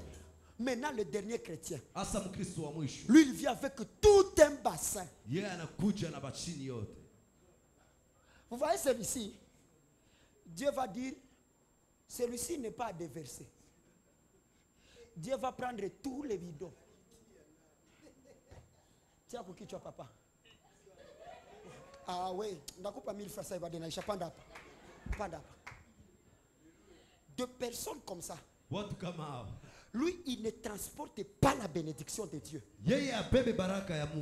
Mais il transporte. Réponds-moi. Il transporte Dieu. Quand tu transportes Dieu, Dieu commencera à prendre la forme de tes besoins. Cet homme qui a Dieu, quand il a un besoin d'un véhicule, Dieu va intervenir à la taille d'un véhicule. Quand il a besoin d'une maison, c'est comme ça. Et déjà, par le poids qu'il porte, il y a d'autres distractions qu'il ne peut pas faire. Regardez, Même si je commence à le troubler, hata kama anaanza il kumjaribu ne peut pas intervenir hawezi tokeza, parce que ce qu'il porte kwa maana yale anabeba lui empêche linamzuia d'intervenir. kukua. Quand tu transportes Dieu, Wakati unabeba il Mungu, y a d'autres combats qui ne sont pas des combats. kuna ingine vita ambayo sio vita. C'est comme les corbeaux et les renards. Ni kama vile kunguru. Toi, corbeau, tu sais que tu ne sais pas chanter. Wewe kunguru unajua uyue imba. Quand on te dit que tu chantes, Wakati wanakuambia c'est pour faire tomber le fromage. Quelqu'un comme ça, Mtu kama huyu il n'est pas concentré sur autre chose à part sur le bagage qu'il porte. hakazi juu ya kitu kingine isipokuwa juu ya mzigo. Cet homme ici, Huyu mtu quand il sent que le fardeau devient facile, wakati anasikia kama mzigo inakuwa ça veut dire mzito, Dieu est en train de le quitter. ni kusema Mungu iko anamtoka. Parce que le principe du fardeau, Kwa maana hiyo kanuni ya hiyo mzigo, quand tu marches, wakati unatembea ta force monte dans le fardeau. nguvu yako inapanda katika mzigo. C'est pourquoi tu peux porter 20 kilos ici. Ndio maana unaweza beba kilo 20 Mais arrivé à Bagira, kufika Bakiri, tu vas sentir comme si les 20 kilos est devenu 200 kilos. utasikia kama hiyo inakuwa C'est ça avec Dieu. ifia pamoja na Mungu. Quand tu marches avec Dieu, Wakati unatembea na au Mungu, lieu qu'il devienne léger, bali akuwe mwepesi, Dieu devient trop lourd. Mungu anakuwa nzito. Il y a des choses que ce n'est pas un péché. Pana vitu ambavyo si dhambi, Mais à cause du poids de Dieu, lakini kwa sababu ya uzito wa tu Mungu, dis moi là, unasema et ce que je porte, na ile nabeba je ne peux pas faire ça. siwezi fanya hiki. Une fille qui a 20 litres d'eau, Na mke ambaye iko na haezi ici ni juu à 5 litres. Parce qu'elle sait qu'elle en a. kwa maana anajua aliyo nayo. La qualité de l'exaucement de ton péché détermine la carence de Dieu que tu as. Hali ya madhambi yako inaonyesha vile unaopungukiwa navyo. Ce que tu cherches dans le péché Yale unaotafuta katika doit déjà nous révéler la carence de Dieu que tu as. hapana tufunulia Mungu ambaye Quelqu'un qui a Dieu comme ça, mtu ambaye iko na Mungu hivi il sent le poids. anasikia uzito. Quand il voit les noirs, Wakati anaona kitu il n'a pas peur anawoka parce qu'il sait qu'il a Dieu. sababu anajua iko na Mungu. Chers enfants de Dieu, Watu wa Mungu quittons cet évangile-là toka katika hiyo injili qui a changé Dieu dans la dimension du mariage, ambayo imebadilisha Mungu katika qui a kiwango changé cha Dieu dans la dimension des voyages, ambayo imebadilisha Mungu katika kiwango qui a changé Dieu dans la dimension des véhicules. ambayo imetia Mungu katika kiwango ya Avant d'avoir les choses de Dieu, mbele ya kupata vitu vya Mungu, cherchons à avoir Dieu lui-même. kuwa na Mungu peke yake. Et le Dieu que je te parle, Mungu naye kuzungumzia ce n'est personne d'autre haiko mwingine à part Jésus-Christ. isipokuwa Yesu Et Kristo. si tu refuses Na kama unakataa que Jésus-Christ n'est pas Dieu, Yesu Kristo iko Mungu, va lire la prophétie d'Ésaïe 35, uende soma unabii ya Isaya le verset 4. mstari wake wa 4. Dis à ceux qui sont troublés, Ambia kwa wale waliochanganyikiwa, votre Dieu lui-même Mungu wenu peke yake viendra vous sauver. atakuja kuwaokoa. Votre Dieu lui-même Mungu wenu peke yake viendra vous sauver. atakuja waokoa. Et alors, Na sasa les aveugles verront, wavipofu wataona, les boiteux marcheront viwete watatembea, et les paralytiques se leveront. na viwete watasimama. C'est pourquoi, Ndio maana lorsque Jean-Baptiste wakati Yohana Mbatizaji a envoyé les gens alituma watu aller demander à Jésus, waende muulize Yesu, est-ce que c'est bien lui Dieu Mungu ou quelqu'un d'autre va venir? mwingine atakuja. Jésus a répondu, Yesu atajibia, allez dire à Jean, ambia Yohana les aveugles voient, wanaona, les boiteux marchent. Ça veut dire, le vrai Dieu c'est qui? Mungu wa nani? Si Jésus habite à nous Kama Yesu et qu'il est Dieu, nani Mungu? tel il est, Kisi tel nous sommes. kisi tuko. Tu es de la chair ou tu es Dieu? Uko wa mwili wala uko Mungu? Unaogopa kujibia. Quand tu portes Dieu, Wakati unabeba Mungu, unanipiga nikupe andiko. Shimama tusome andiko, rudi kwa nyumba. Wewe na Mungu wako. Mungu nipeze yako sasa hivi do. Mungu si permettra hata siku moja nikuweze. Mungu usitike nikubebe bila ngata baba. Kila siku niko na bezo ya ngata. Sana bakinoba nasema mtu mwanabeba mayai hapiganake. Mtu mwanabeba ya maana hapiganake. Lisez cette écriture, on rentre à la maison. Il est 18h juste, on doit rentrer. Aïe, aïe, aïe, aïe. Oh, mon Dieu. 1 Corinthiens. Wakorintho wa kwanza. Oh, oh, Seigneur. Seigneur. 1 Corinthiens chapitre 15. Wakorintho wa kwanza sura yake ya 10. Commençons par le verset 45. Tunaanzia kumstari wake wa 40 na Ça dit ceci. inasema hivi. C'est pourquoi il est écrit. Le premier homme, Adam, devient une âme vivante. Le dernier Adam est devenu un esprit vivifiant. Le dernier Adam, c'est qui? Très bien. Le verset 46. Mais ce qui est spirituel n'est pas le premier. Ce qui est animal est premier. Ce qui est spirituel vient ensuite. Ça veut dire tous qui sont charnels, ils veulent aller bio. Mais ceux qui sont spirituels, ils savent attendre. Le premier homme tiré de la terre est terrestre. Le premier homme tiré de la terre est terrestre. Le second est du ciel. Tel est le terrestre, tels sont les terrestres. Tel est le céleste, aussi tels sont les célestes. Et même que nous avons porté l'image du terre, nous porterons aussi l'image du céleste. Dans d'autres sens, quelqu'un qui est du ciel, il ne voit pas les limites comme Adam parce que c'est celui le créateur de la terre. Il y a d'autres choses tu dois dire à Dieu maintenant. Ça c'est pas de mon niveau. Je viens de quitter le royaume d'Adam. Lève tes mains, déclare avec moi, Seigneur Jésus. Ce soir, je quitte le royaume adamique. J'arrête d'être charnel. J'arrête de chercher les petites choses. Je monte dans la grandeur, dans l'adoration, dans l'onction, dans les offrandes, dans la sainteté. Je monte la dimension. Je brise toutes les limites. Je ne suis pas satisfait d'Éden, mais je mérite la nouvelle Jérusalem.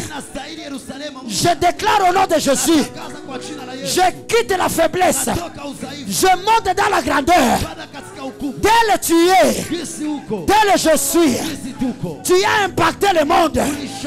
Moi aussi je déclare, je vais impacter Bukavu. Je vais impacter le Congo. Je vais impacter l'Afrique. Je vais impacter le monde entier. Au nom de Jésus, commence à déclarer.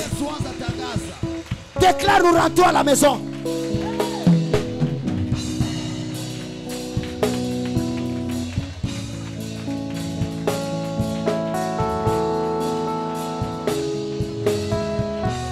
Est-ce que tu peux prier ou rends-toi à la maison?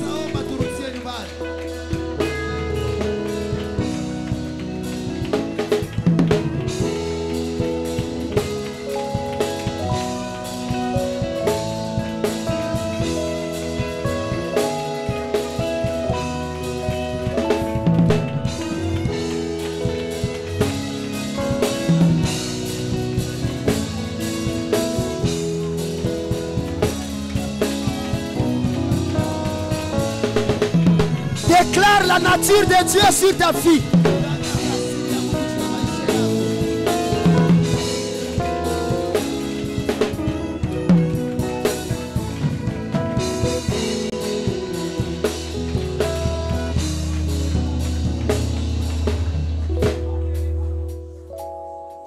Tega mikono yako niombe kwa ajili yako. Je suis en train de déclarer sur toi. Tu vas aller au-delà des désirs de la chair. La Bible déclare, les choses spirituelles ont de l'autorité sur les choses de la chair.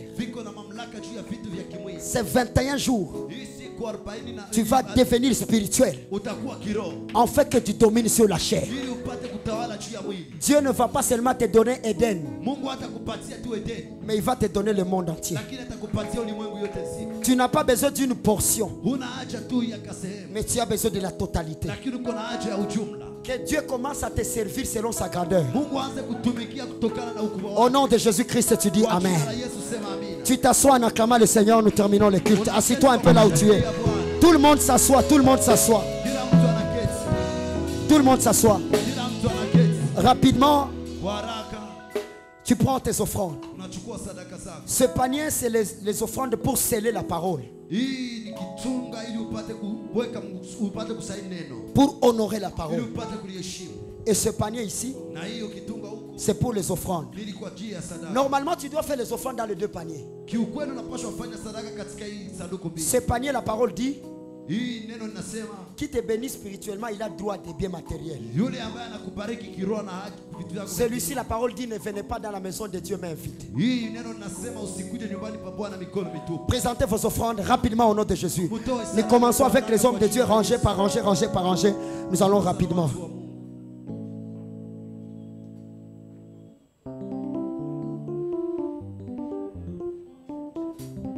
Rapidement avec les offrandes, rapidement s'il vous plaît.